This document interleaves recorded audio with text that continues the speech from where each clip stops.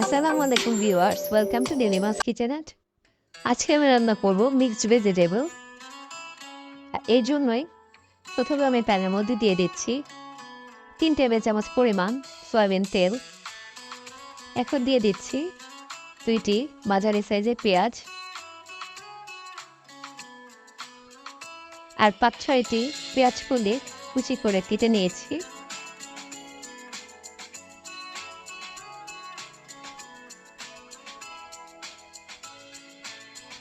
এখন একটু হালকা করে ভেজে নিব। দিয়ে দিলাম পরিমাণ মতো লবণ।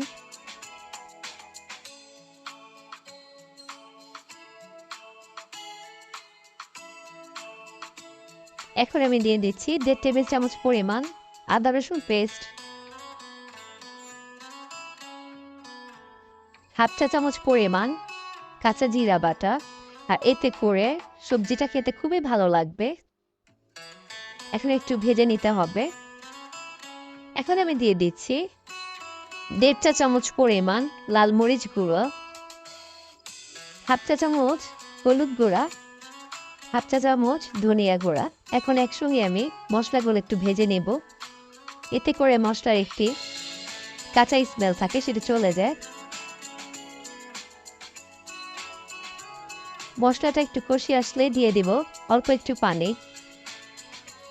এতে করে মশলার টেস্ট, কালারটা সুন্দর আসবে। মশলাটা কষিয়ে আসলে আমি দিয়ে দিব 5টি কাঁচা মরিচ। আমি একটু চিড়ে দিয়েছি, এতে করে কাঁচা মরিচের ঝালটা ছড়িয়ে যাবে। এখন আমি দিয়ে দিচ্ছি আগে থাকতে কেটে ধুয়ে রাখা মিক্সড সবজিগুলো। আর এখানে আমি দিয়েছি ফুলকপি, গাজর, শিম, বেগুন, আলু। আপনারা চাইলে আপনাদের স্বাদ মতো সবজির মধ্যে আরও চেঞ্জেস আনতে পারেন। যখন যে সিজনে যে সবজি পাওয়া যায় সেটা দিয়ে মিক্সড সবজিটা খেতে খুবই ভালো লাগে। এখন আমি ঢেকে দিব 10 মিনিটের জন্য। সবজি থেকে পানি ছেড়ে আসবে। প্রথমে এই সবজিতে পানি দেওয়ার কোনো প্রয়োজন নেই। আর চুলার ফ্লেমটা থাকবে মিডিয়াম টু লো।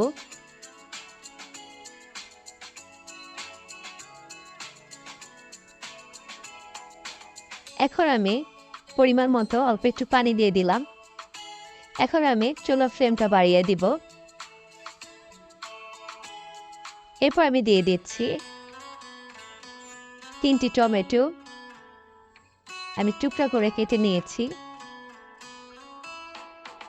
এখন আমি ঢেকে দিব 20 মিনিটের জন্য।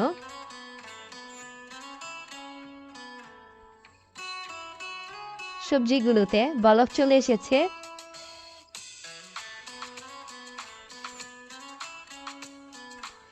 এখন চুলার আঁচটা মিডিয়াম করে দিতে হবে।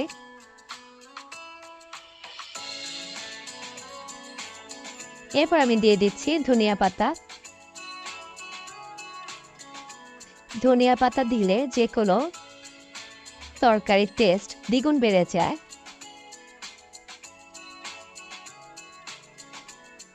আর আপনারা যারা ধনিয়া পাতা পছন্দ করেন না, তারা চাইলে ভাজা জিরা গুঁড়াটাও দিতে পারেন।